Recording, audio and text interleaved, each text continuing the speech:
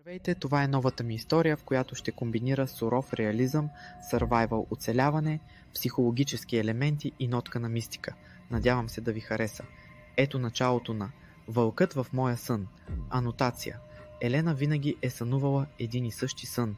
Безкрайна снежна пустош и чифт кехлибарени очи, които я наблюдават от мрака. Когато самолетът, с който пътува над отдалечените райони на Аляска, се разбива в буря, сънят се превръща в реалност.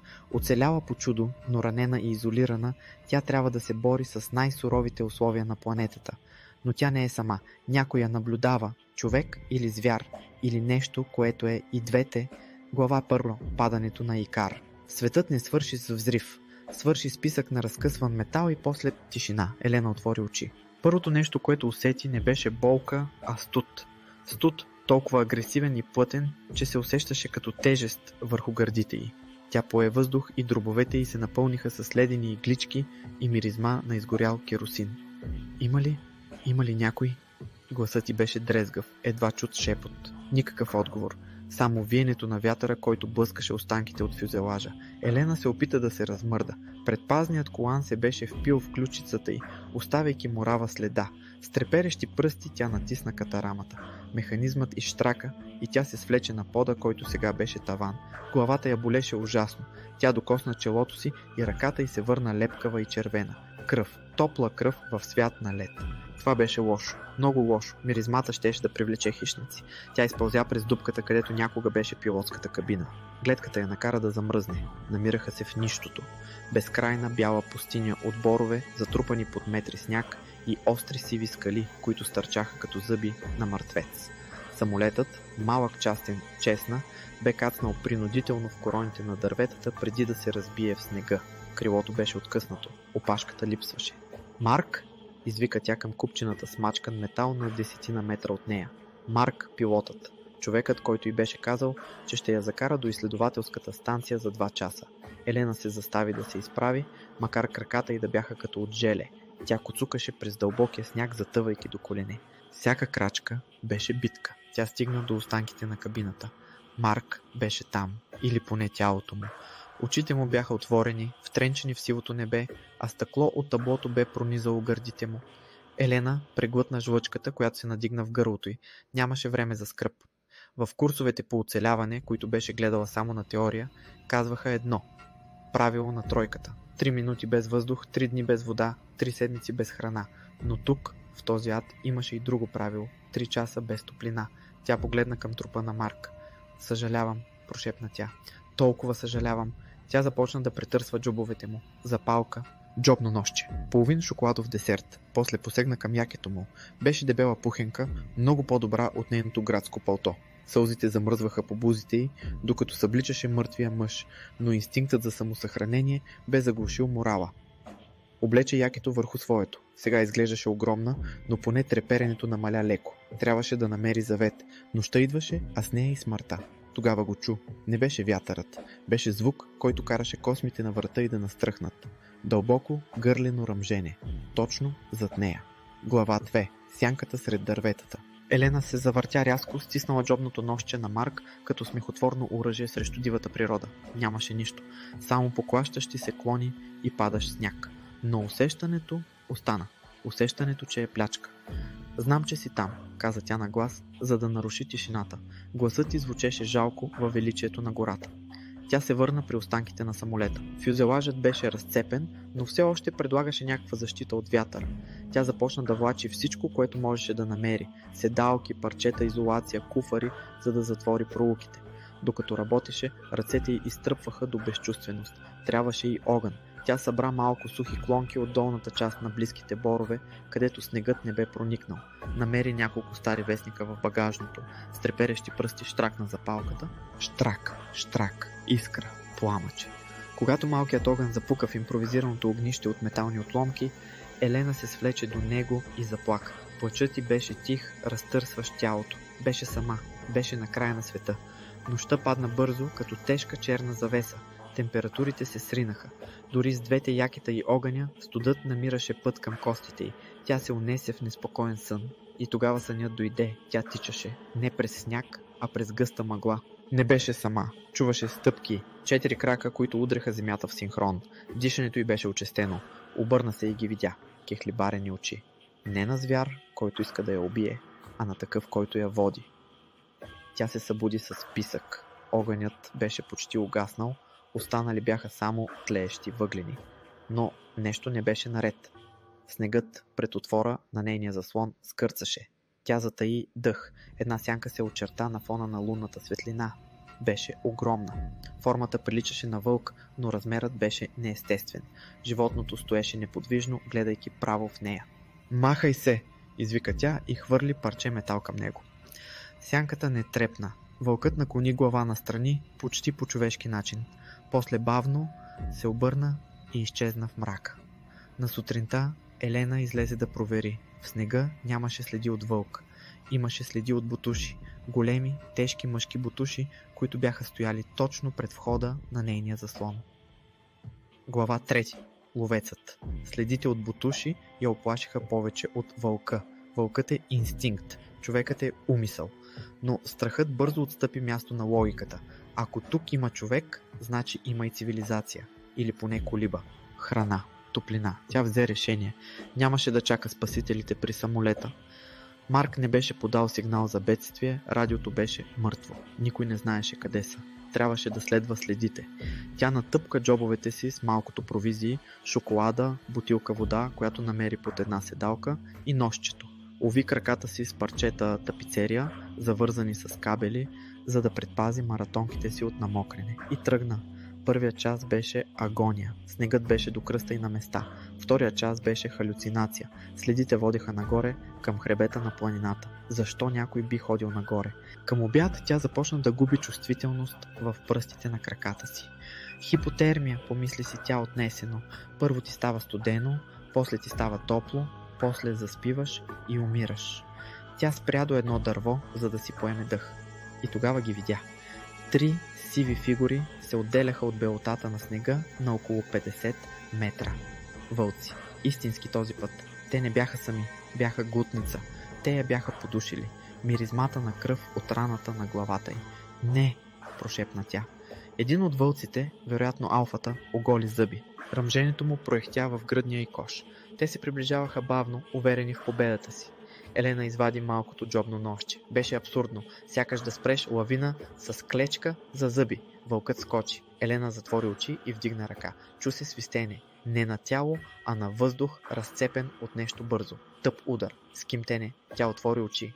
Вълкът лежеше в снега на метър от нея, а от шията му стърчеше черна стрела с пера от гарван. Останалите 2 вълка се стъписаха. Те погледнаха нагоре към скалите над Елена. Там стоеше фигура. Мъж, облечен в кожи, с лък в ръка. Лицето му беше скрито под качулка от вълча глава.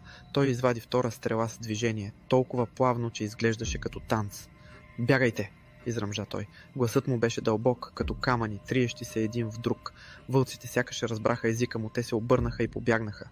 Мъжът свали лъка и се спусна по скалите с лекота, непосилна за нормален човек. Когато се приближи, Елена видя очите му, кехлибарени, същите като в съня й.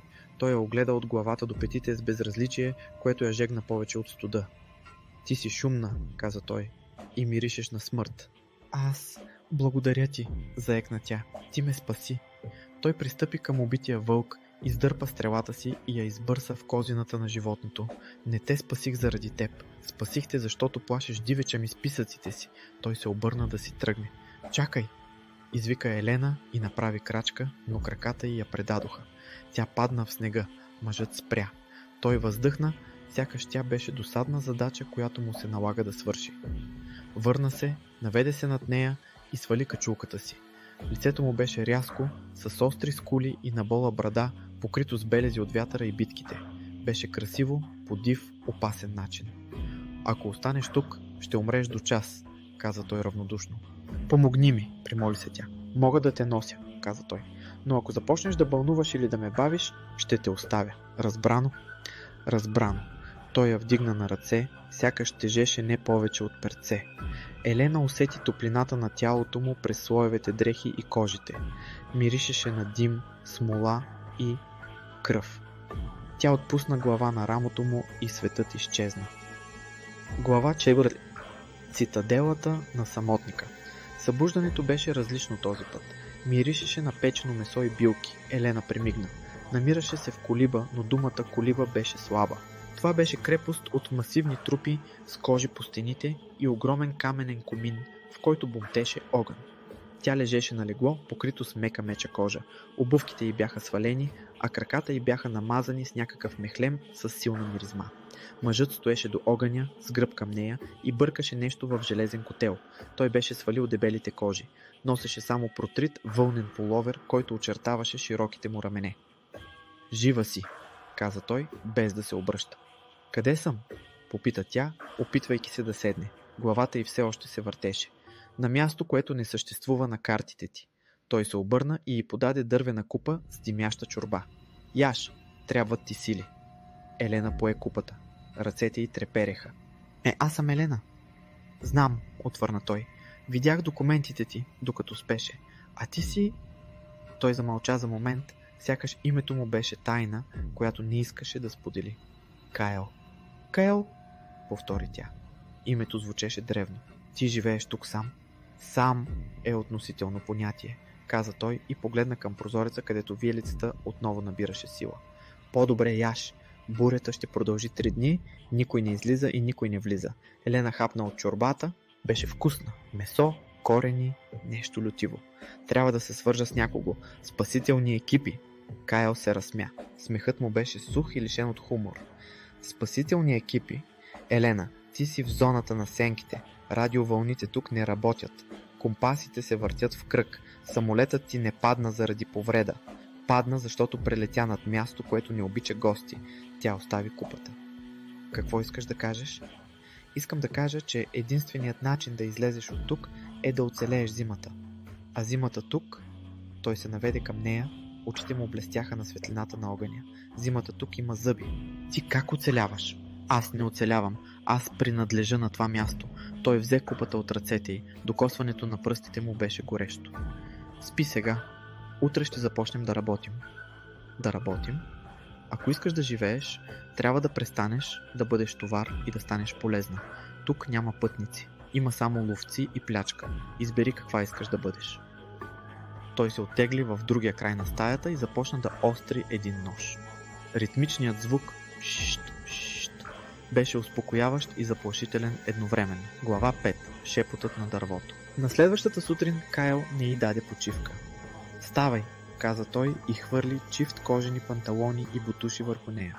Твоите дрехи са безполезни. Ще замръзнеш за 10 минути. Какво ще правим? Попита тя, докато се обличаше. Дрехите бяха малко големи, но удивително топли. Вода, дърва, проверка на капаните. Аз съм счетоводител, Кайл, не съм дървосекач. Тук ти си това, което правиш, за да дишаш. Цифрите няма да те стоплят. Излязоха навън. Бурята бе отихнала временно, оставяйки света ослепително бял. Кайл й показа как да цепи дърва. Не беше просто сила, беше техника.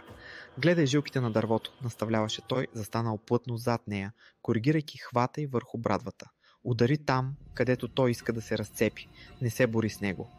Елена усещаше присъствието му зад гърба си. Беше смущаващо.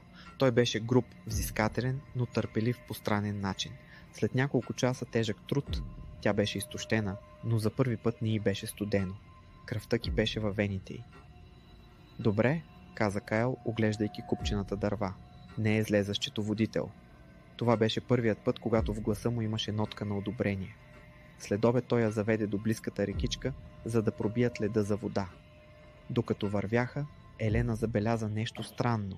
Дърветата около колибата на Кайл бяха различни. В кората им бяха издълбани символи, странни виещи се руни.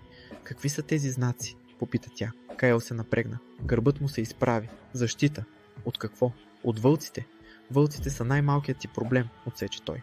Има неща в тези гори, които са стари, гладни. Те помнят времена, когато хората не са имали пушки. Докато се връщаха, Елена се спъна в нещо заровено в снега. Тя се наведе и го изрови. Беше малка дървена фигурка, издълбана грубо, но с майсторство. Фигурката изобразяваше жена. Жена, която спи, а над нея стои вълк, пазейки я. Сърцето на Елена пропусна удар. Каел! Гласът й трепереше. Той се обърна и видя какво държи. Лицето му пребледня, после потъмня от гняв. Откъде взе това? Беше в снега. Каел! това съм аз. Това е моят сън. Тя вдигна очи към него. Откъде знаеш какво сънувам? Той пристъпи към нея, грабна фигурката грубо и я пъхна в джоба си. Не задавай въпроси, на които не искаш да чуеш отговора, Елена. Не, тя го хвана за ръката. Аз те сънувах преди да се кача на този самолет. Видях очите ти. Защо? Кой си ти наистина? В този момент от гората се разнесе вой. Не беше като воят от снощи, беше многогласен, пронизителен и звучеше грешно. Звучеше като човешки вик, изкривен през гърлото на звяр. Кайл извади ножа си и очите му проблеснаха с онази дива светлина. Влез вътре, нареди той тихо, но гласът му не търпеше възражение. И залости вратата. Какво има там? Те дойдоха. Те усетиха, че си тук. Кои? Кайл я погледна и за първи път Елена видя не гняв, а страх в очите му. Онези, които те търсят в сънищата ти. А сега бягай. Той я бутна към колибата и се обърна към тъмната стена на гората, стиснал ножа, готов да посрещне кошмара. Глава 6. Сенките с човешки лица. Елена послуша инстинкта си, но не и заповедта. Тя затръшна тежката дъбова врата и спусна резето, но не се скри под леглото. Вместо това, тя грабна брадвата, с която бе цепила дърва сутринта. Тежестта й в ръцете й даваше измамно усещане за сигурност. Отвън се разнесе рев, последван от звук на удар, плът в плът. Елена се прилепи до малкия прозорец, покрит с изрисувана кожа, и надникна през цепнатината. Сърцето й спря. Съществата, които излизаха от гората, не бяха вълци. Те бяха бледи, неестествено високи и слаби, с удължени крайници, които се движеха с насечени, паякообразни движения. Лицата им бяха гладки, без носове и уши, само с черни ями вместо очи и усти, пълни с игли. Изгубените, прошепна тя, без да знае откъде знае тази дума.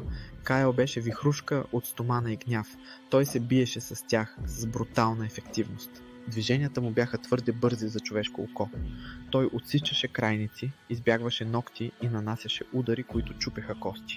Но те бяха много. 5, 6, още прииждаха от мрака. Едно от съществата се промъкна зад него, докато той беше заед с други две.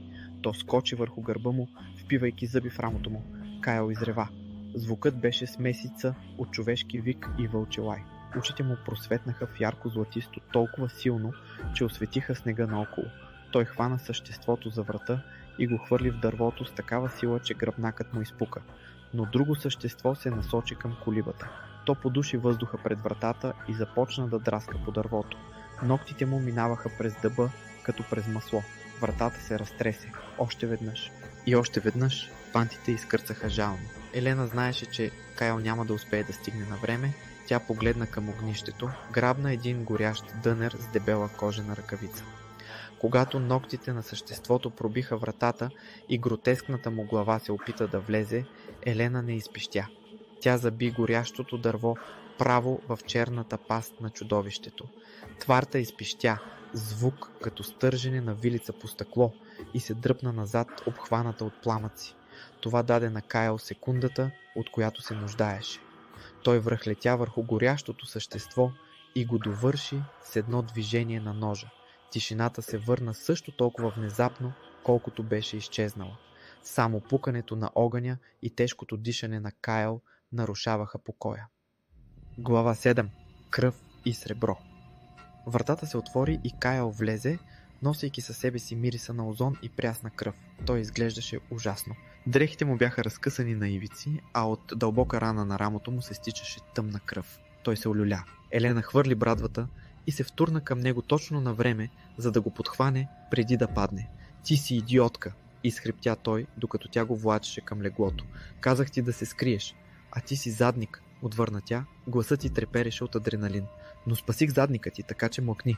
Тя го сложи да легне. Раните му бяха дълбоки, но странни. Те не просто кървяха, те димяха.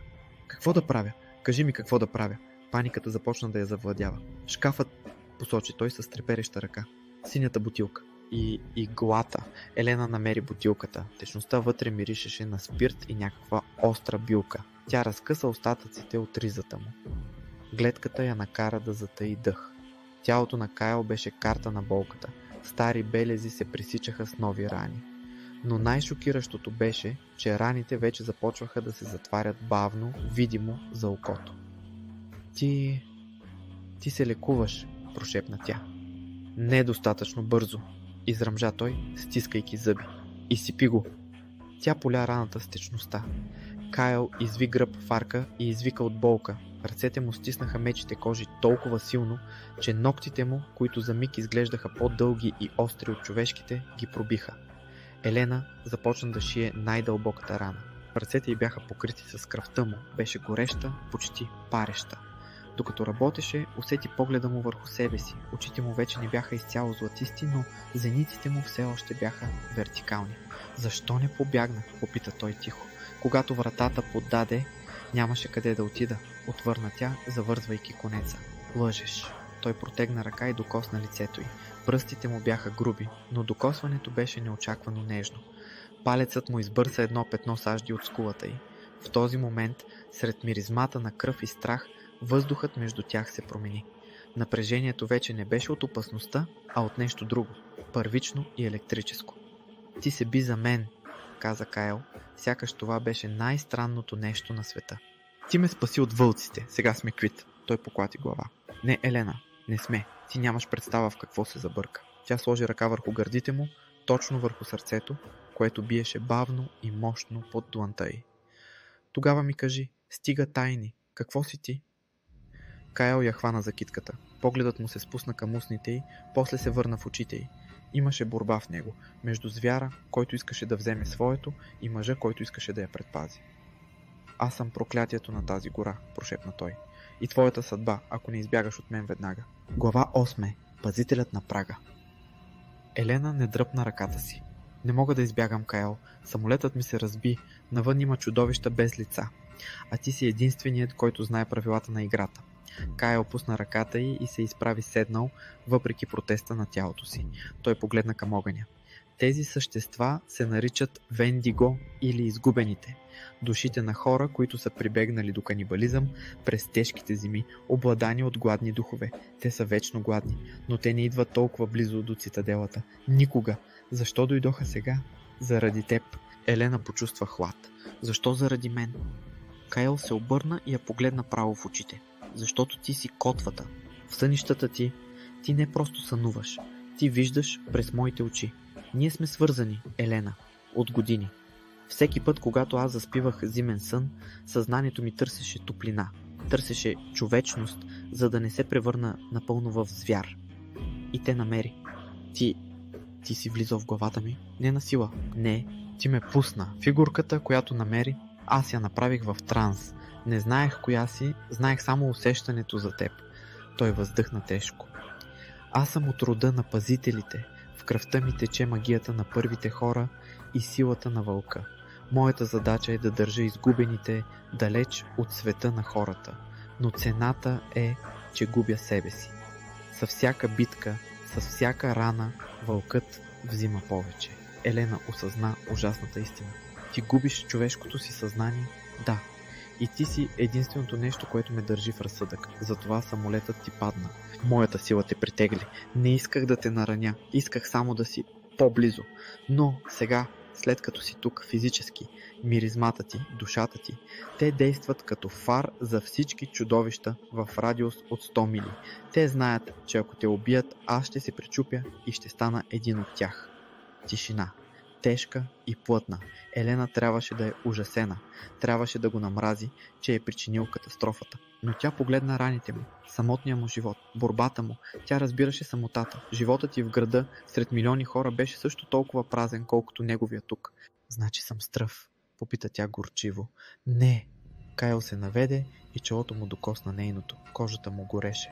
Ти си единственият шанс. Глава 9. Бягство в бялото.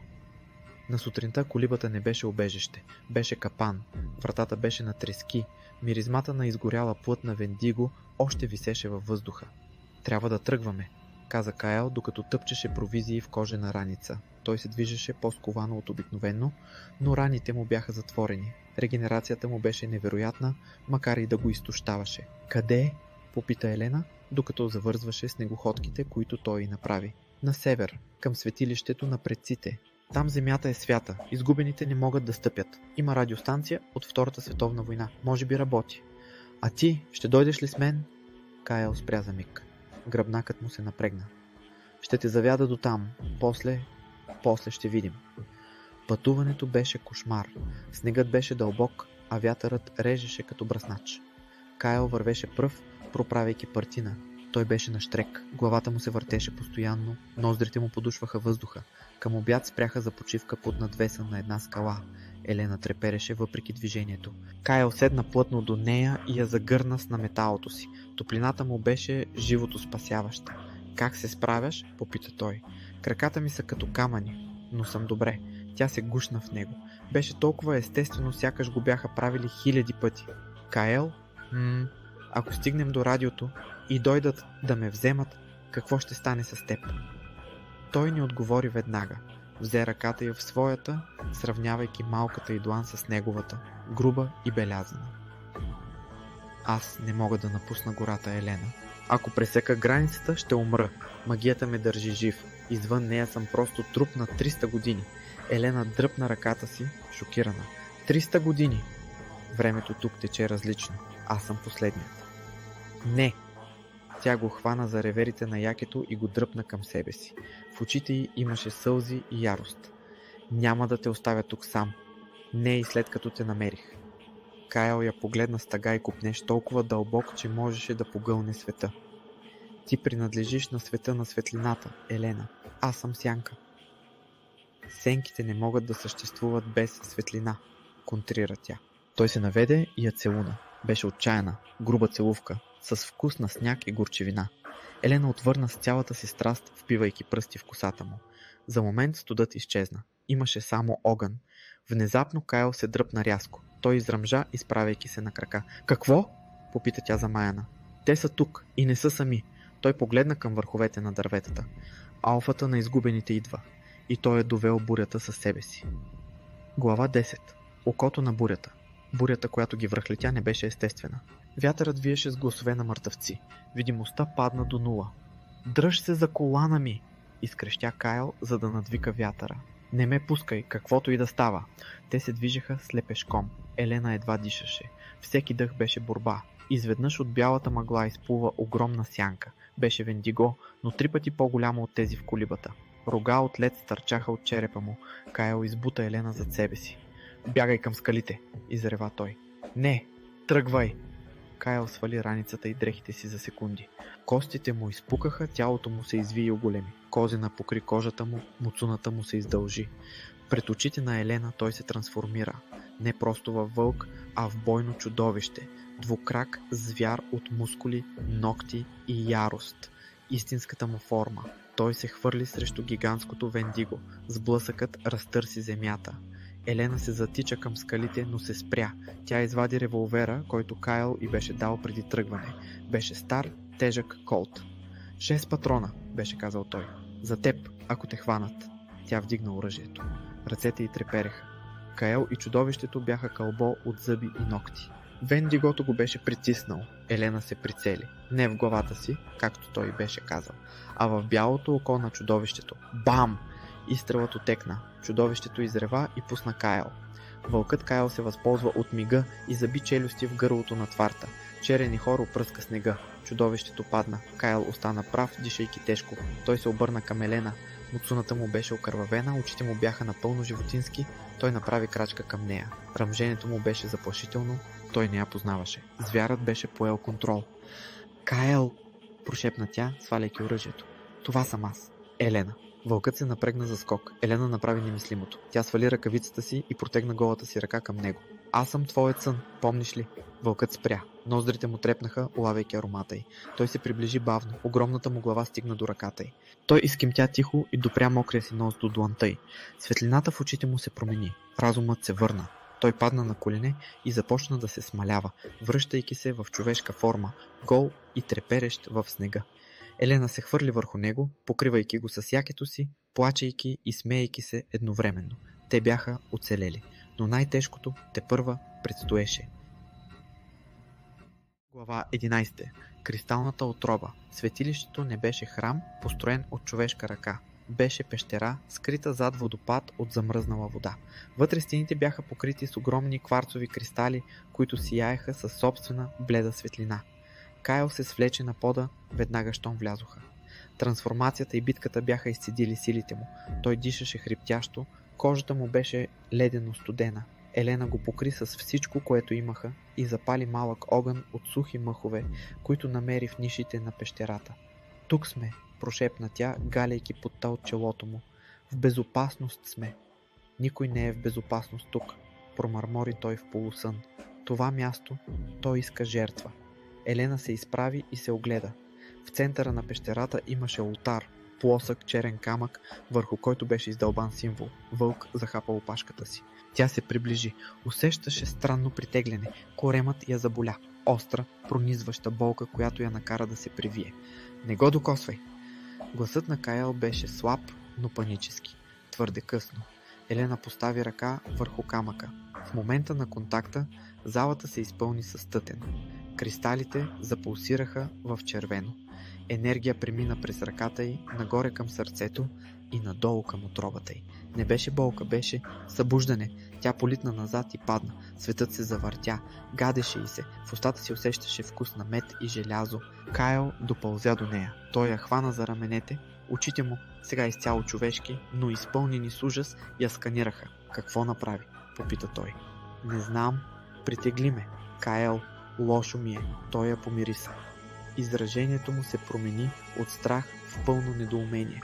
Той допря ухо до корема й, точно под пъпа. Замръзна. Какво? Попита тя, уплашена от реакцията му. Ранена ли съм? Чувам го, прошепна той, вдигайки поглед към нея. Очите му бяха пълни със сълзи. Второ сърце. Много тихо, много бързо. Какво говориш? Елена се дръпна ръката и инстинктивно отиде към корема й. Ти носиш дете, Елена, и магията на светилището току-що го беляза. Глава 12. Две сърца в един ритъм. Тишината в пещерата беше нарушена само от пукането на огъня. Това е невъзможно, каза Елена. Ние бяхме заедно преди часове, дни. Времето тук е илюзия, казах ти, отвърна Кайл, сядайки тежко до нея. А моята кръв, тя е по-силна, по-древна. Зачеването при моя вид не е като при хората. То е мигновено, щом душите се познаят. Елена гледаше в една точка, бременна, в средата на нищото, от върколак на 300 години. Какво ще стане сега? Попита тя тихо. Магията на това място... Тя усети новия живот. Кайл погледна към олтара. Легендата гласи, че проклятието на пазителя може да бъде развалено само ако кръвта се прелее в нов съд. Той я погледна с ужас. Детето. То ще вземе проклятието ми. Аз ще бъда свободен, но то ще бъде звяр завинаги. Не, Елена скочи на крака, въпреки виенето на свят. Няма да позволя. Нямаме избор, Елена. Процесът вече е започнал. Трябва да има друг начин. Каза, че има радио. Кайл се изсмя горчиво. Радиото? Мислиш, че светът навън ще помогне? Ако разберат какво носиш, те ще те затворят в лаборатория. Ще те нарежат, за да видят как работи. Ти не познаваш моя свят, Кайл. Има лекари, има... Аз познавам хората, прекъсна я той. Те се страхуват от всичко, което не разбират. А това, от което се страхуват, го унищожават. Той стана и отиде до стара, ръждясала метална кутия във ъгъла на пещерата, радиото от войната. Ще се опитам да го поправя, каза той с глас, лишен от надежда. Но ако дойдат, трябва да ми обещаеш едно. Какво? Ако се стигне до там, не им позволявай да ме вземат жив. И никога не им казвай за детето.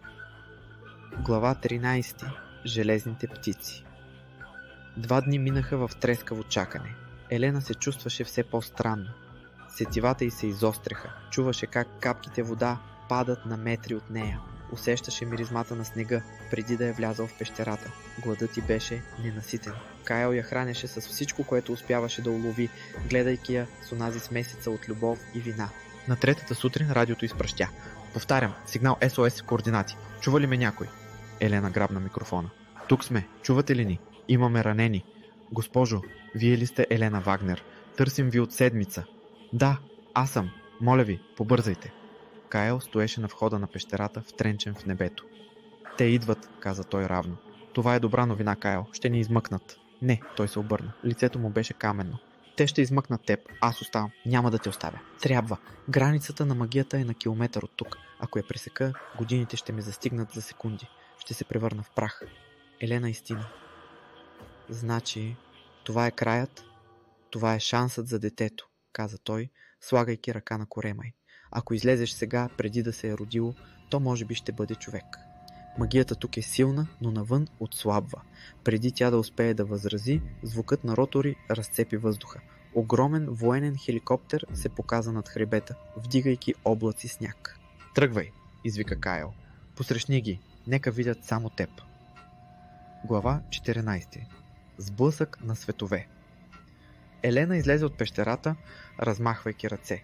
Хеликоптерът кацна на малкото плато. От него наскачаха мъже в бели камуфлажи и автомати. Госпожо Вагнер, извика един от тях, тичайки към нея.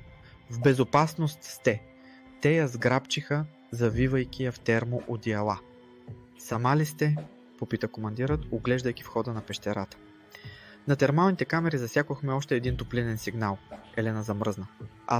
Имаше вълк. Той избяга. Топлинният сигнал беше на двуного, госпожо. В този момент Кайл излезе от пещерата. Той не носеше оръжие, но излъчването му беше по-опасно от всяка пушка. Пуснете я, каза той. Гласът му преряза вятъра. Войниците веднага насочиха оръжията си към него. Стой на място! Ръцете горе! Не! Извика Елена, опитвайки се да се отскубне. Той ме спаси, не стреляйте! Той е враждебен субект, извика командирът. Вижте очите му! Очите на Кайл светеха. Той усещаше заплахата за Елена и детето. Контролът му се пропукваше. Козината започна да побива по ръцете му. Чудовище! Прошепна един от войниците и пръстът му се стегна на спусъка. Кайл, не! Изпищя Елена, но беше късно. Кайл изрева и се хвърли напред, не за да нападне, а за да препречи пътя към нея. Автоматите изтракаха. Елена видя как куршумите пробиват тялото му. Видя кръвта, ярка и червена, да пръска по белия сняг. Тя изпита болка, която не беше нейна. Изпищя и падна на колене. Енергийна вълна изригна от нея, от детето и повали войниците като кегли. Снегът около нея се стопи мигновено. Очите й пламнаха в същото кихлибарено сияние, като на Кайл. Глава 15. Клетва в кръвта, тишина. Войниците се изправяха бавно, замаяни от ударната вълна. Елена пълзеше към Кайл. Той лежеше по гръб, дишайки на пресекулки. Регенерацията му работеше, но твърде бавно. Бяха твърде много куршуми. Защо го направи? Плачеше тя. Защото те щяха да стрелят по теб. Той се усмихна, кървава усмивка. Те усетиха него, малкото вълче. Трябва да те вземем с нас. Не мога. Той хвана ръката й. Слушай ме. Магията в теб, тя те защити. Ти вече не си просто човек, Елена. Ти си майка на глутницата. Командирът се приближи, държейки пистолет, но ръката му трепереше. Той беше видял какво направи тя. Какво сте вие? Попита той с ужас. Елена се изправи. Тя вече не усещаше студ, не усещаше страх, усещаше само дива, първична ярост. Тя застана между умиращия Кайл и войниците.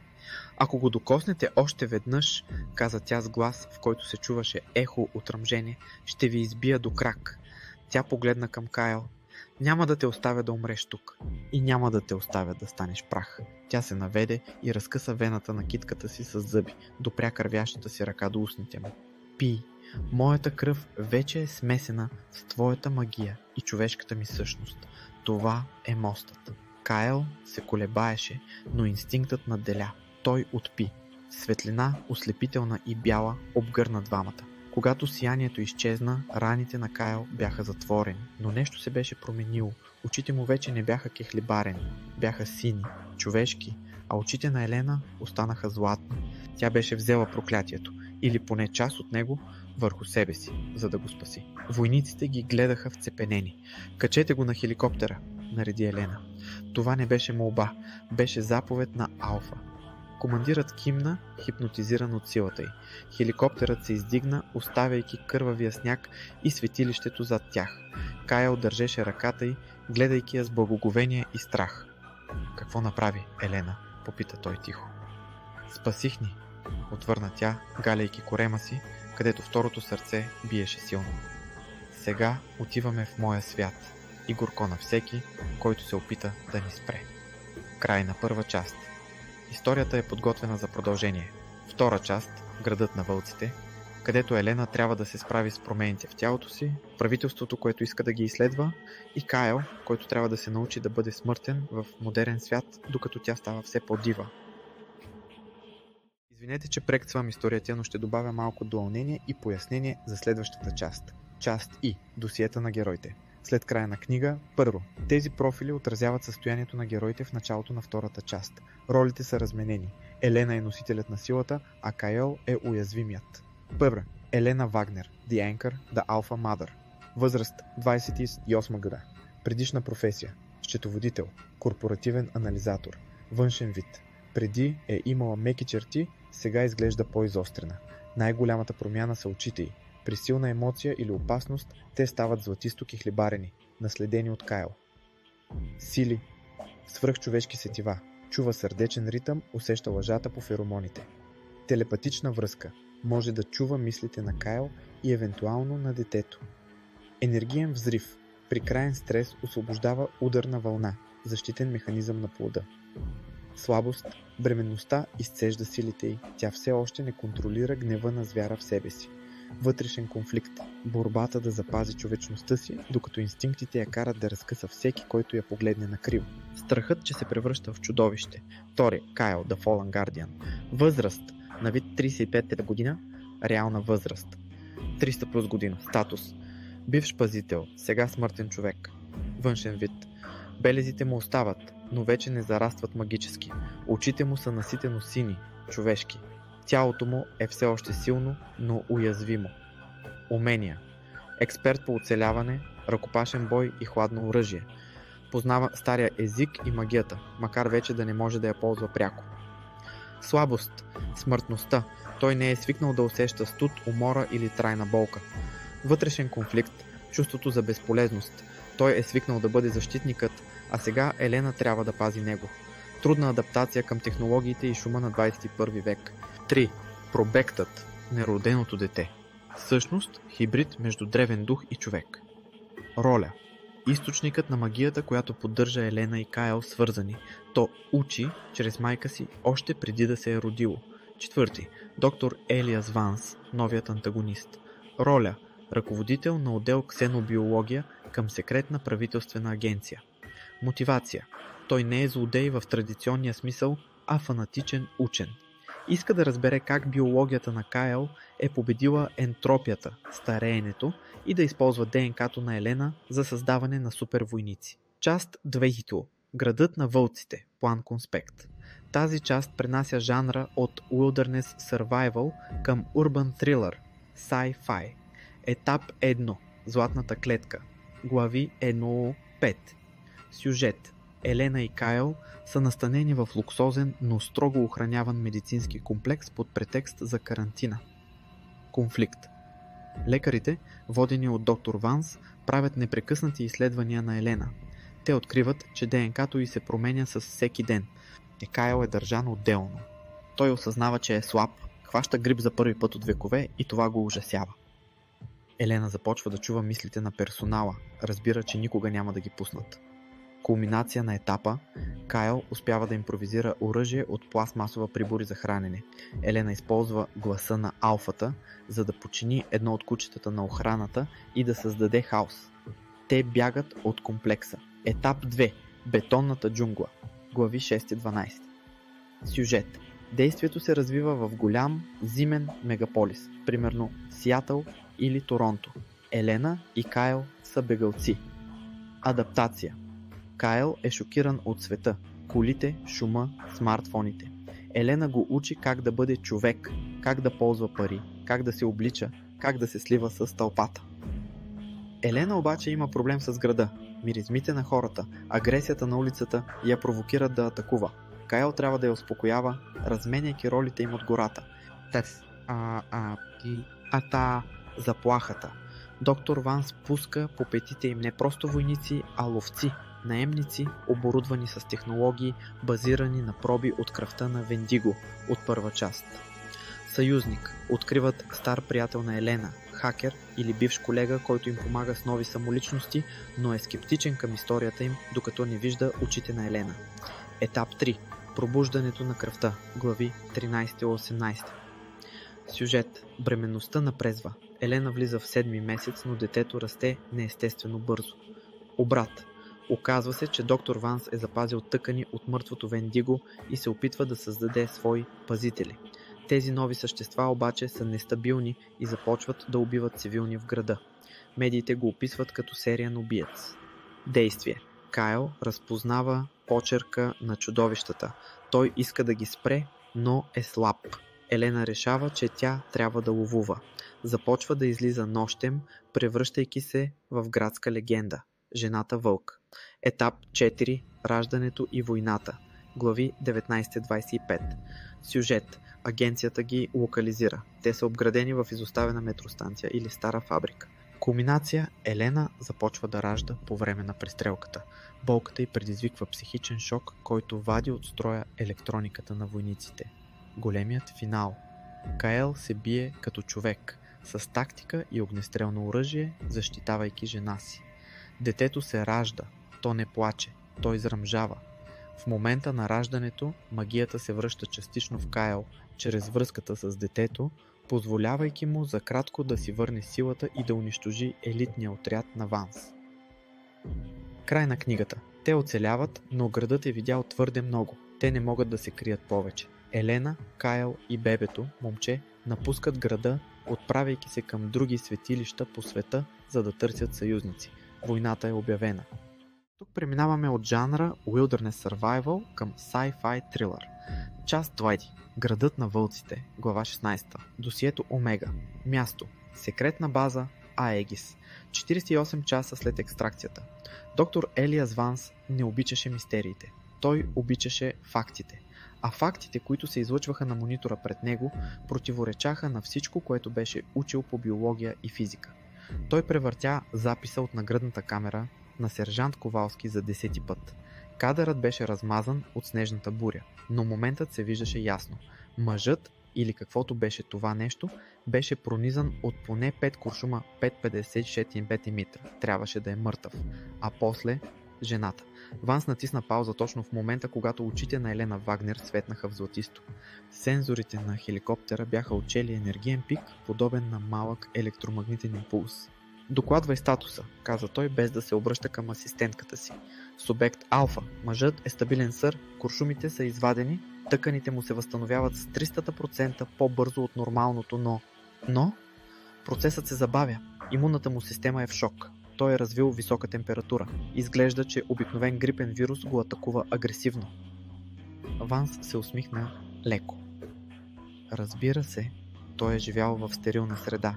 Изолация. Векове наред. Ако датирането на въглерода по дрехите му е вярно. Съвременните вируси са нови за него. Той е уязвим.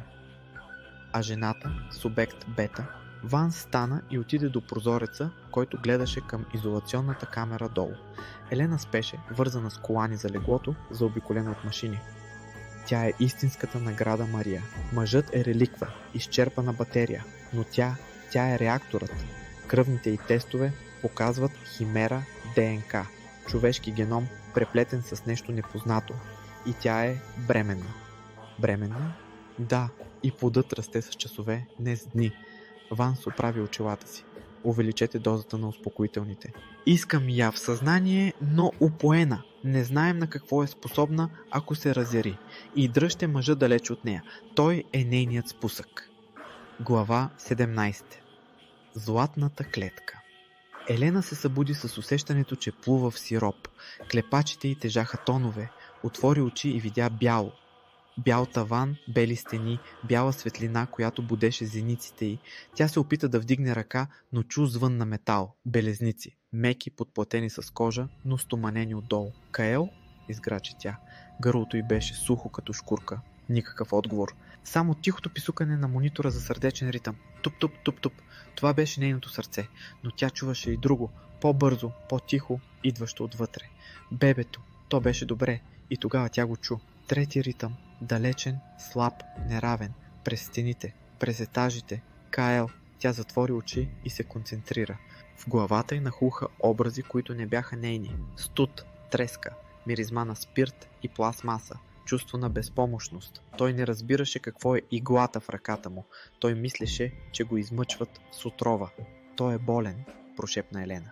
Яростта започна да се надига в стомаха й, изтласквайки упойката. Вратата се отвори с тихо съскане. Влезе сестра с поднос. О, будна сте, госпожо Вагнер, имате нужда от храна за детето. Елена погледна жената. Не виждаше просто лице, виждаше пулсиращата вена на шията й. Усещаше миризмата на страх, прикрит с ефтин парфюм. Къде е той? Попита Елена. Мъжът ли? Той е под карантина. Моля ви, яще. Елена се надигна колкото позволяваха връзките. Пуснете ме при него. Не мога, госпожо. Доктор Ванс нареди. Гледай ме, каза Елена. Гласът ти падна с октава по-ниско. Не звучеше като нейния глас. Звучеше като вибрация, която караше стъклата да звънтят. Сестрата замръзна. Очите й се разшириха. Отключи ме, заповяда Елена. Жената посегна към картата на врата си, ръцете й трепереха неконтролируемо. Тя доближи картата до сензора на белезниците. Бззт! Штрак! Елена свали ремъците. Тя стъпи на студения подбоса. Краката й бяха стабилни. Дай ми дрехите си. Моля ви, проплака сестрата. Дрехите. Веднага. Глава 18. Пробив в системата. 5 минути по-късно Елена излезе в коридора, облечена в синия униформен екип на сестрата, който й беше малко тесен в раменете и корема. Тя носеше маска на лицето. Светът наоколо беше прекалено ярък, прекалено шумен. Чуваше жуженето на електричеството в лампите, чуваше разговорите на охраната 2 етажа по-надолу. Къде си? Изпрати тя мисълта в нищото. Елена. Отговорът дойде слаб, примесен с болка. Долу мирише на желязо. Тя тръгна към асансьорите. 2 въоръжени охранители стояха пред вратата. Хей ти, спри! Извика единият. Този сектор е забранен. Елена не спря. Тя вървеше право към тях. Казах спри. Той вдигна автомата си. Елена свали маската. Очите й горяха в злато. Спете! Изкрещя тя. Тя не просто извика. Ударната вълна от гласа й удари мъжете като физически чук. Те се свлякоха на земята, хванали се за ушите, от които потече кръв и загубиха съзнание. Тя взе картата за достъп на единия и влезе в асансьора. Натисна бутона за ниво 3. Когато вратите се отвориха, алармите вече виеха. Червени светлини мигаха навсякъде. Внимание! Нарушение на сигурността в сектор Бета. Тя тичаше по коридора, помитайки количка с инструменти. Стигна до стая с подсилено стъкло. Вътре лежеше Кайл. Беше блед, плувнал в пот, вързан за леглото. Елена разби ключалката с един удар на пожарогасителя, който взе от стената. Влезе вътре и изтръгна системите от ръцете му. Каел, ставай! Той отвори очи. Сините му ириси бяха мътни. Елена, ти си тук. Или сънувам? Тук съм. Трябва да вървим. Тя го подхвана. Той тежеше. Мускулите му бяха отпуснати. Великият пазител, който беше убил Вендиго с голи ръце, сега едва стоеше на краката си заради човешки грип. Иронията беше жестока. Не мога! Изхриптя той. Краката ми не държат. Ще държат! Тросна се тя. Метна ръката му през рамото си и го повлече. Аз те носих 9 месеца в утробата си в метафоричен смисъл. Сега ти ще ходиш. Глава 19. Кати 9. Те стигнаха до товарния изход, но там ги чакаха. 6 тежко въоръжени мъже и водач с 2 огромни немски овчарки. Нито крачка повече, извика командирът. Пуснете субекта и легнете на земята. Кайл се опита да застане пред нея, но залитна. Елена го избута зад гърба си. Не искам да ви наранявам, извика тя. Просто ни пуснете. Огън по нейна заповед, нареди командирът. Пуснете кучетата! Водачът освободи поводите. 2 овчарки се стрелнаха напред, оголили зъби, обучени машини за убиване. Елена не помръдна. Тя пое дълбоко въздух, усещайки движението на бебето в корема си. Той даваше сила. Тя погледна право в очите на първото куче. Кучетата спряха на метър от нея. Лапите им се хлъзнаха по полирания пот. Вместо да скочат за гърлото й, те клекнаха ниско, свиха уши и започнаха да скимтят. Те усещаха нещо, което хората не можеха. Усещаха върховния хищник. Майката на вълците. Какво по дяволите? Измърмори водачът. Елена посочи към войниците. Дръж! Изкомандва тя. Кучетата се обърнаха и скочиха срещу собствените си господари. Настана хаос. Викове, стрелба, лай. В суматохата Елена хвана Кайл и го избута през вратата към гаража. Там имаше брониран джип с работещ двигател. Можеш ли да караш това? Попита тя. Кайл гледаше волана като извънземна технология. Виждал съм как го правиш. Въртиш кръглото нещо. О, Боже! Въздъхна Елена, бутна го на пасажерската седалка и скочи зад волана. Дръж се! Тя натисна газта. Джипът изрева и разби бариерата на изхода, понасяйки се към нощта. Глава 20. Неонови сенки. Излязоха от тунела и светът експлодира в очите им. Градът. Не бяха в Аляска. Бяха в огромен мегаполис. Небостъргачи от стъкло и светлина пробиваха ниските облаци. Рекламни екрани с размерите на къщи осветяваха дъжда в розово и синьо. Коли, хиляди коли се движеха като реки от светлина. Кайл се сви на седалката, запушвайки ушите си. Шумът, стенеше той. Толкова е силно. Мирише на отрова. Елена караше бясно, преплитайки се между трафика, опитвайки се да избяга от виещите сирени зад тях. Добре дошъл в 21 век, скъпи, каза тя, но сърцето й се късаше. Тя сви в една тясна тъмна уличка в индустриалната зона и спря колата под един мост. Изгаси двигателя. Тишината, относителна в купето, беше оглушителна. Кайл трепереше от треската. Елена докосна челото му. Гореше. Трябват ни лекарства, антибиотици и дрехи. Не можем да обикаляме с болнични пижами и униформи. Къде сме? Попита той, гледайки с ужас към преминаващ влак над главите им. Сиатъл или Ванкувър, не съм сигурна, но сме далеч от гората, Кайл. Тук няма магия, тук има само бетон. Аз съм безполезен тук, каза той, гледайки ръцете си. Не мога да подуша плячката от изгорелите газове. Не мога да чуя врага от този тътен. Елена хвана лицето му в ръцете си. Очите й отново бяха станали тъмни, човешки, но в тях имаше нова твърдост. Слушай ме, ти ме спаси в твоя свят. Аз ще те науча как да оцелееш в моя. Ние сме глутница, помниш ли? Той кимна бавно. Глутница. Елена погледна към корема си. Бебето ритна силно. И сега сме трима. Трябва да се скрием. Доктор Ванс няма да се спре. Тя отвори жабката на джипа и намери пистолет и портфейл с пари. Първи урок по градско оцеляване, Кайл. Парите отварят врати, които ногтите не могат. Те слязоха от колата и потънаха в сенките на големия град, оставяйки зад гърба си единствения живот, който Кайл познаваше, и навлизайки във война, за която никой от тях не беше готов. Глава 21. Кутията с дъжд и хората в стъклото. Мотелът Синята луна беше дупка в покрайнините на града, където не задаваха въпроси, ако платиш в брой. Стаята миришеше на ефтин дезинфектант и цигарен дим. Миризма, която караше ноздрите на Кайл да потрепват с погнуса. Елена влезе, носейки хартиен плик с логото на денонощна аптека и мазна торба с бургери. Взех всичко, каза тя, заключвайки вратата с 3 резета. Антибиотици, болкоуспокояващи, превръзки и храна.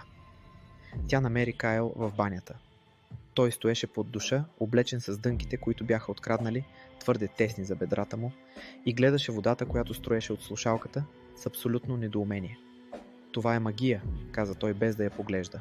Топла вода, без огън, идва от стената. Нарича се бойлер, Кайл, и моля те следващия път си свали дрехите.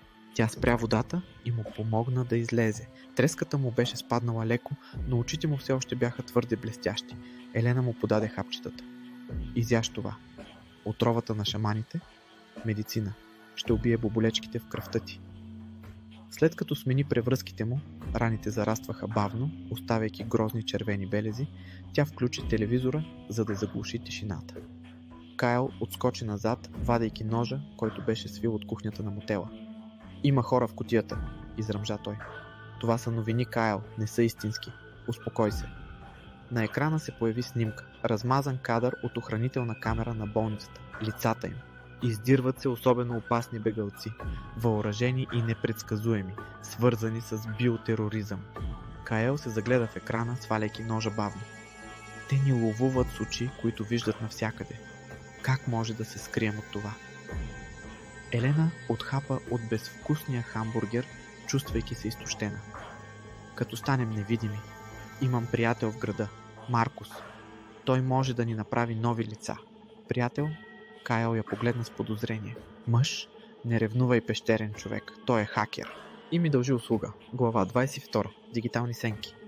Срещата беше уговорена в изоставена игрална зала в индустриалната зона. Мястото беше пълно с прах и стари аркадни машини. Маркус ги чакаше, седнал върху машина за Пакман, осветен само от сиянието на лаптопа си. Беше слаб, с очила и нервен тик на окото. Когато видя Кайл, Маркус се задави с енергийната си напитка. Свети Боже, Ел, този прилича на викинг, прегазил мечка с голи ръце. Това ли е бащата? Маркус, млъкни и гледай данните, сряза го Елена. Маркус тракаше по клавиатурата.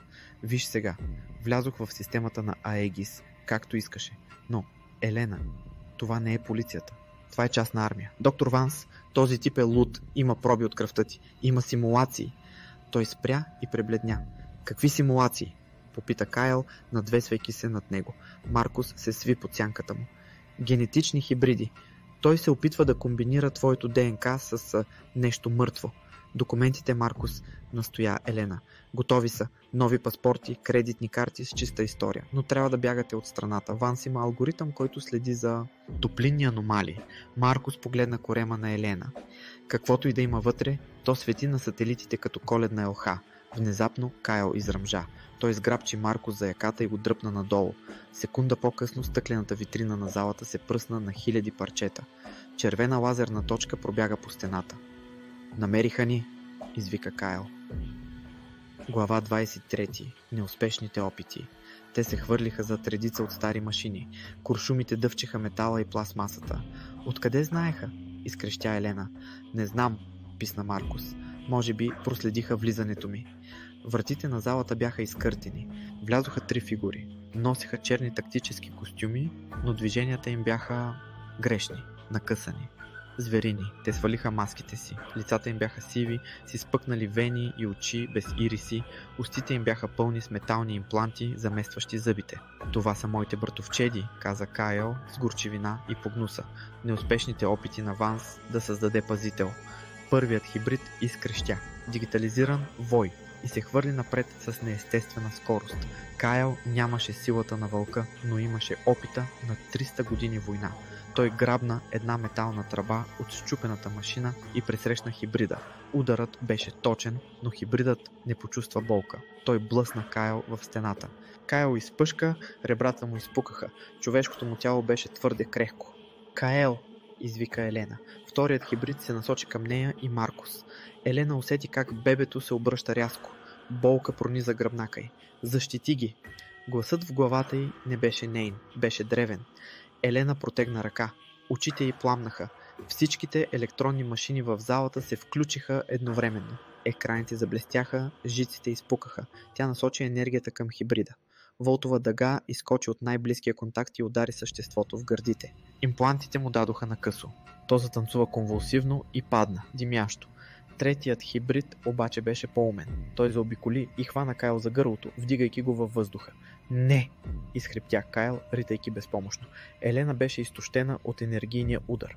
Тя падна на колене, дишайки тежко. Не можеше да го направи отново. Тогава Маркус, треперещият хакер, направи нещо неочаквано. Той извади електрошоков пистолет от чантата си и го заби във врата на хибрида.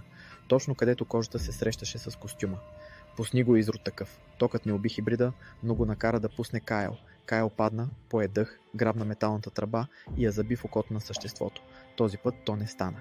Глава 24. Кръв върху бетона. Тримата стояха сред димящите останки на залата. Трябва да тръгваме, каза Кайл, държейки се за ребрата. Кръв се стичаше от носа му. Идват още. Чувам сирените. Маркус? Елена се обърна към приятеля си. Хакерът гледаше труповете на хибридите с ужас. Вие сте луди. Това не са хора. Това са чудовища. Съжалявам, че те забърках, каза Елена. Марко си хвърли плика с документите. Взимай ги и се махайте. Имам кола отзад. Стара Хонда. Вземете я. И Елена? Да, не ме търси повече. Никога. Те изтичаха към задната уличка. Кайл едва вървеше, облягайки се на Елена. Когато влязоха в колата и потеглиха, Елена видя в огледалото за обратно виждане как черни ванове обграждат игралната зала. Къде отиваме? Попита Кайл. Лицето му беше посивяло. На гарата, каза Елена. Ще хванем товарен влак. На юг, към Мексико. Или където и да е, стига да е далеч. Елена, гласът му беше тих. Аз не можах да те защитя. Отново. Ти уби един от тях, Кайл. С тръба. и с помощта на слабия човек с очилата. Аз съм бреме. Елена спря колата на червен светофар, макар че нямаше никой. Тя се обърна към него и хвана кървавата му ръка. Слушай ме внимателно. Преди ти беше силата. Сега съм силата. Но ти си мъдростта. Ти си този, който знае как мисли врагът. Аз имам само гняв. Без теб. Без теб аз ще се превърна в това, което е Ванс. Тя сложи ръката му върху корема си. А той те познава. Когато падна, той ритна. Той се оплаши за баща си. Кайл погледна корема и после очите й.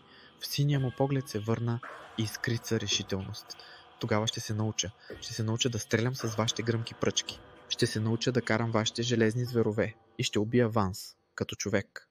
Глава 25. Пътникът без билет. Товарният влак тракаше монотонно през нощта.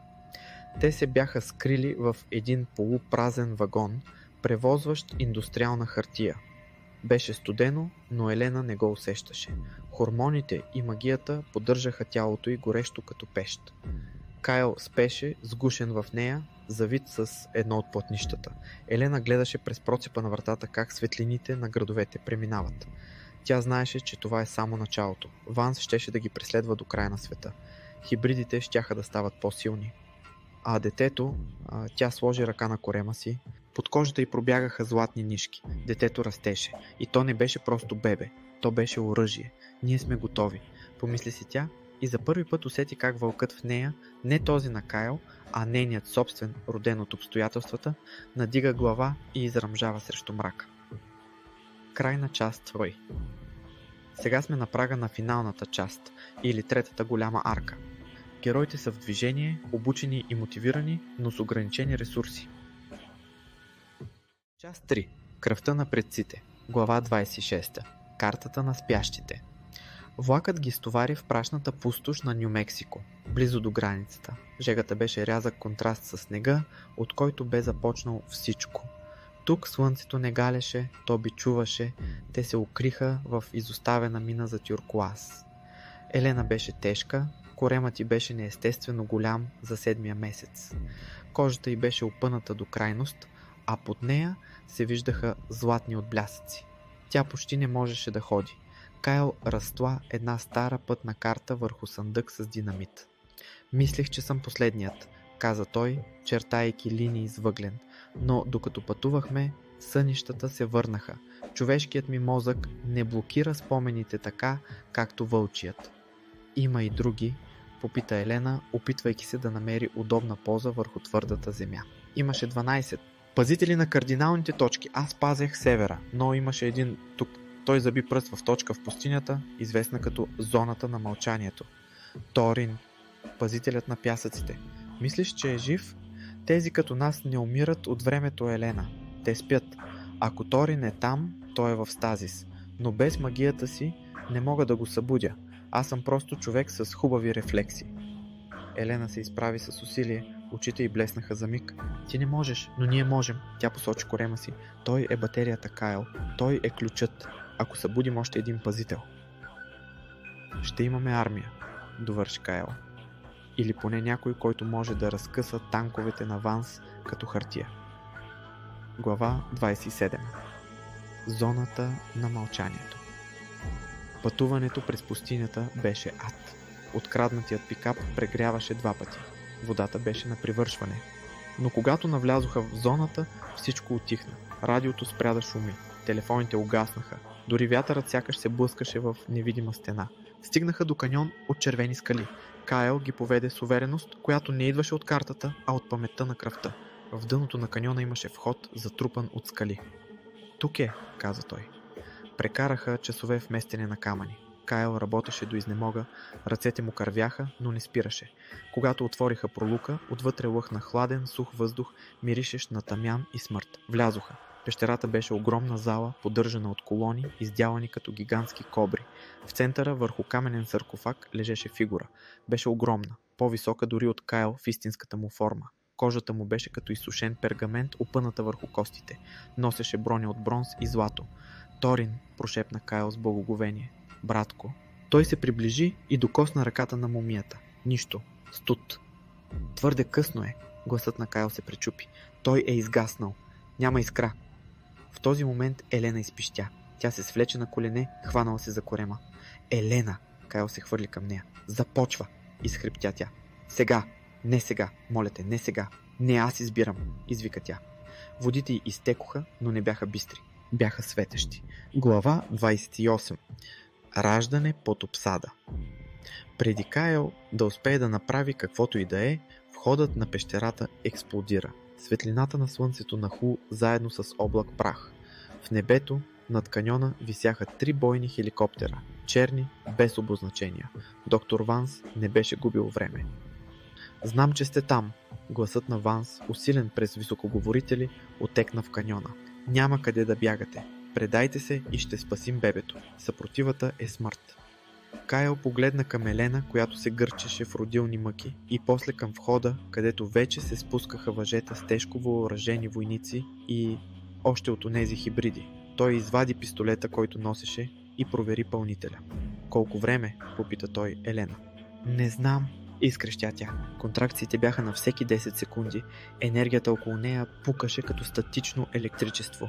Камъните в пещерата започнаха да вибрират. Аз ще ги задържа, каза Кайл. Той я целуна по потното чело. Ти просто дишай и го пусни на свобода. Кайл застана зад една колона и откри огън. Той стреляше с прецизност, каквато никой човек не притежаваше, но те бяха твърде много. Първият хибрид влезе. Той беше по-голям от тези в града. Бронята му беше вградена в плътта. Кайл го простреля в главата, но куршумът само отскочи от металната пластина на черепа му. Чудовището удари Кайл и го запрати през цялата зала. Той се удари в саркофага на Торин и падна, плюейки кръв. Човешкото му тяло се предаваше. Елена видя това. Тя видя как хибридът вдига Кайл за врата, готов да го прекърши. Болката от раждането се сля с яростта. Не! Изрева тя. Това не беше просто вик. Беше заповед. Бебето излезе. В момента, в който новият живот пое първия си дъх, ударна вълна от чиста първична магия избухна от Елена. Тя премина през залата, през Кайл, през хибрида и се заби право в гърдите на мумифицирания Торин. Глава 29. Пустинната буря. Плачът на бебето беше силен, ясен и властен, но той не беше единственият звук. Саркофагът се разцепи. Сухата кожа на Торин започна да се пълни, да възвръща цвят. Очите му се отвориха. Те не бяха кехлибарени, бяха червени като горящи въглени. Торин се надигна с рев, който накара хеликоптерите отвън да се заклатят във въздуха. Той видя хибрида, който държеше Кайл. Пазителят на пясъците не се нуждаеше от трансформация. Той просто протегна ръка. Пясъкът от пода на пещерата се вдигна като живо същество и обгърна хибрида. Секунда по-късно пясъкът се сви с чудовищна сила, превръщайки биотехнологичното чудовище в смачкана топка от месо и метал. Кайл падна на земята, задъхан. Торин се обърна към Елена. Той беше объркан, яростен, събуден от вековен сън в свят, който не познаваше. Той направи крачка към нея, зъбите му се оголиха. Елена държеше бебето към гърдите си. Тя не трепна. Очите й горяха златно. Подчини се, каза тя на древния език, думи, които не знаеше, че знае. Торин спря. Той погледна бебето. Усети кръвта. Усети иерархията. Той падна на едно коляно и склони глава. Пази ги, нареди Елена, сочейки входа, където нахлуваха войниците на Ванс. Торин се изправи и се усмихна жестоко. Той се втурна към входа. Последва клане. Войниците нямаха шанс срещу същество, което можеше да превръща костите им в прах с едно докосване. Един от хеликоптерите се опита да изстреля ракета в пещерата. Торин скочи, скок от 50 метра и се хвана за шините на машината. Той я дръпна надолу с голи ръце, забивайки я в скалите. Останалите 2 хеликоптера се оттеглиха панически. Глава 30.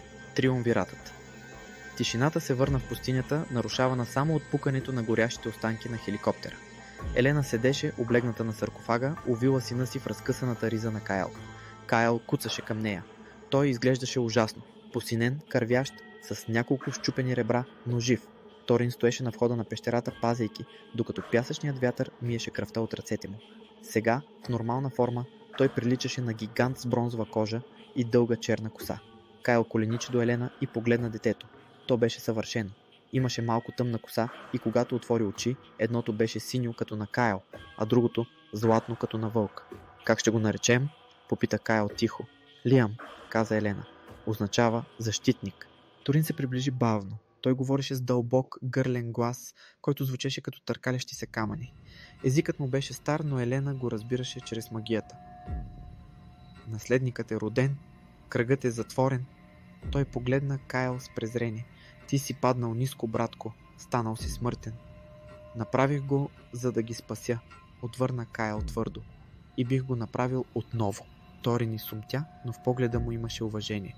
Врагът, този, който дойде с железните птици, той мирише на предателство. Той е използвал кръвта на сестра ни, пазителката на водите, за да направи своите кукли. Елена се изправи. Болката от раждането отшумяваше неестествено бързо. Силата й се връщаше удвоена. Доктор Ванс държи други пазители, попита тя. Да, каза Торин. Усещам болката им. Те са затворени, източвани. Елена погледна към хоризонта, на където бяха избягали хеликоптерите. Свърши се с бягането, каза тя. Гласът й беше стомана. Вече не сме жертви. Тя погледна към Кайл, нейният стратег и любов, към Торин, нейното оръжие за масово унищожение, и към Лиам, нейното бъдеще. Ще ги намерим, каза Елена. Ще събудим всичките и ще изгорим света на Ванс до основи. Кайл зареди пистолета си и кимна. Ловът започва. Част 4. Войната на новата зора. Глава 31. Уроци по война. Изминаха 3 седмици след битката в пустинята. Глутницата се бе укрила в изоставен миньорски град в Невада. Торин, пазителят на пясъците, седеше пред огъня, разглеждайки една ръчна граната с любопитството на дете и намръщеното чело на старец. Значи, дърпаш пръстена и хвърляш, попита той, гласът му боботеше като земетресение. И това малко метално яйце убива хора. Убива всичко в радиус от 10 метра, обясни Кайл, почиствайки разглобена щурмова пушка. Вече не се бием с мечове, братко. Хората са намерили начин да бутилират смъртта. Елена излезе от караваната, приспала Лиам. Бебето растеше с дни, не с месеци. Вече пълзеше, а очите му следяха всичко с плашещ интелект. Маркус се свърза с нас, каза тя, хвърляйки лаптопа на масата. Откри ги! Къде? Попита Кайл, сглобявайки затвора на пушката с рязко щракване. Аегис имат основна база. Не е в град. Намира се в изоставена хидроцентрала в скалистите планини. Езерото отгоре. Маркус казва, че топлинните му скенери отчитат нещо огромно под водата. Ная, прошепна Торин. Очите му пламнаха в червено. Пазителката на водите, сестра ни. Държат я там, кимна Елена. И не само нея. Ванс използва кръвта им, за да захранва армията си. Кайл стана. Беше отслабнал. Косата му бе прошарена от стреса на човешкия живот, но погледът му беше на генерал. Нямаме армия, за да атакуваме крепост. Нямаме нужда от армия, каза Елена, а по ръцете й пробягаха златни искри.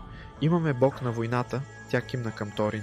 Имаме Алфа, посочи себе си, и имаме теб. Аз съм просто човек, каза Кайл тихо. Ти си единственият, който знае как мисли Ванс. Ти си нашият троянски кон. Глава 32. Под повърхността хидроцентралата беше крепост от бетон, вградена в самата скала на язовирната стена. Охраната беше безупречна, или поне така си мислеха. Планът беше лудост. Кайл шофираше камион за доставки, откраднат по-рано. Той носеше фалшива униформа и очила. Сърцето му блъскаше в гърдите. Човешки страх, който той превърна в гориво. Документи? Попита охранителят на входа. Кайл му подаде таблета. Доставка на течен азот за лаборатория 4. Охранителят сканира кода, всичко светеше в зелено. Хакерската магия на Маркус работеше дори от разстояние. Влизай. Кайл паркира в подземния гараж. Щом двигателят спря, той почука по стената на цистерната. Чисто е. Металът се разцепи, но не от отварачка. Пясък изтече от процепа, оформяйки се във фигурата на Торин. След него излезе Елена, носейки Лиам в специална кенгуру раница на гърдите си.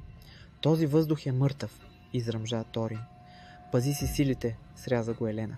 Трябва да стигнем до нивата под водата. Те се спуснаха надолу, използвайки служебните стълбища. Кайл водеше, обезвреждайки камерите и сваляйки пазачите с безшумни изстрели с заглушител. Той се движеше с ефективност, която компенсираше липсата на суперсили. Стигнаха до огромна стъклена стена. Зад нея се виждаха тъмните води на язовира, а в центъра на залата, вързана с тръби и кабели, висеше жена с кожа, синя като лед. Очите й бяха отворени, но празни. Около нея машините изпомпваха сияеща синя течност.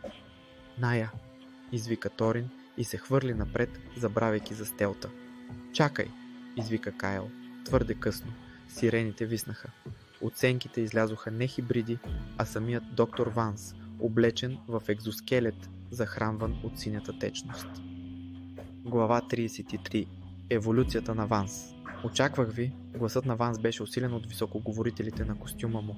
Той изглеждаше болен, вените по лицето му бяха черни, но силата, която излъчваше, беше токсична. Доведохте ми последните липсващи части. Ванс вдигна ръка и струя водна енергия, открадната от Ная, удари Торин, запращайки го в стената.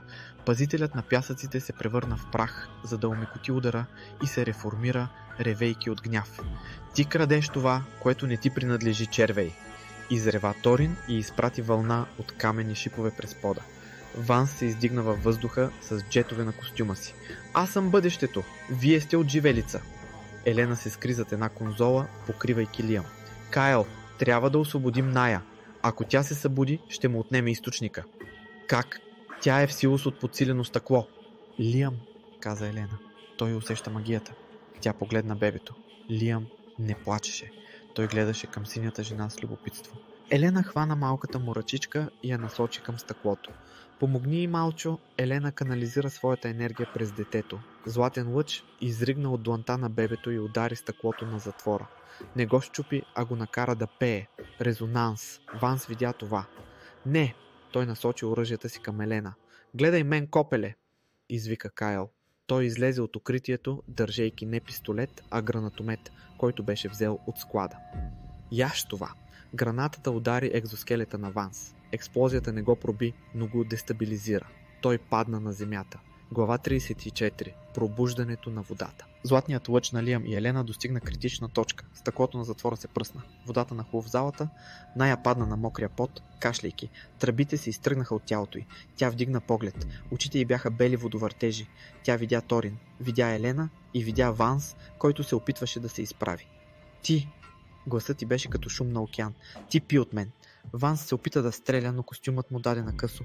Синята течност в тръбите му спря да свети. Източникът си я вземаше обратно. Ная вдигна ръка. Водата, която беше наводнила пода, се издигна и оформи водни къмшици. Те сграбчиха Ванс за крайниците. Не! Крещеше той. Аз съм Бог! Ти си 80% вода, каза Ная хладнокръвно. И аз контролирам всяка капка. Тя стисна юмрук. Ванс замръзна. Буквално. Течността в клетките му се превърна в лед за секунда. Екзоскелетът спря да работи. Той стоеше там, ледена статуя на човешката арогантност. Торин се приближи и с едно леко чукване на пръста бутна ледената фигура. Ванс се пръсна на хиляди червени кристали по пода. Глава 35. Цената на мира. Тишината след битката беше нарушена само от гукането на Лиам. Ная се приближи до тях. Тя беше висока, ефирна и страшна. Братко, кимна тя на Торин. После погледна Елена. И ти, майката, ти носиш нашата кръв, но и кръвта на хората. Кайл пристъпи напред, куцайки. Той мъртъв ли е? Този съд е унищожен, каза Ная. Но неговите господари, организацията, те са много. Ще ги намерим, каза Елена. Тя усещаше как адреналинът я напуска, оставяйки я изтощена. Ная се усмихна тъжно и докосна челото на Кайл. Ти си платил най-високата цена, пазителю на севера. Ти си се отказал от вечността.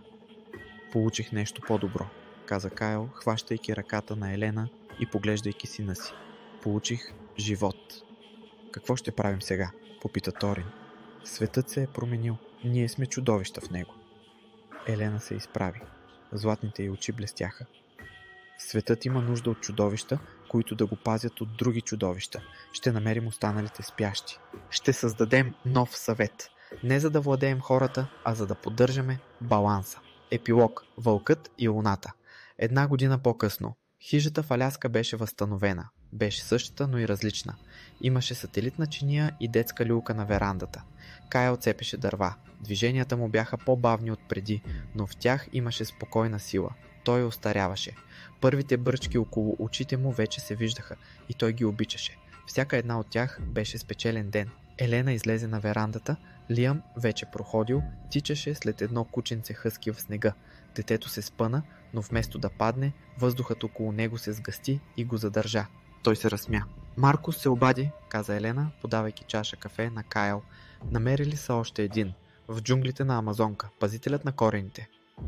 Торин и Ная вече пътуват натам, нали? Попита Кайл, поемайки чашата. Да, но искат и нас. Кайл въздъхна и прегърна жена си през кръста, поглеждайки към заснежените върхове. Нека почакат. Имаме да учим едно малко вълче как да бъде човек. От гората се чу вой, истински вълк. Елена се усмихна и очите й за миг станаха кехлибарени. Той ни поздравява. Не, каза Кайл, целувайки я. Той знае, че това вече е нашата територия. Слънцето залезе зад върховете, но те не се страхуваха от мрак, защото те бяха тези, които ловуваха в него. Край.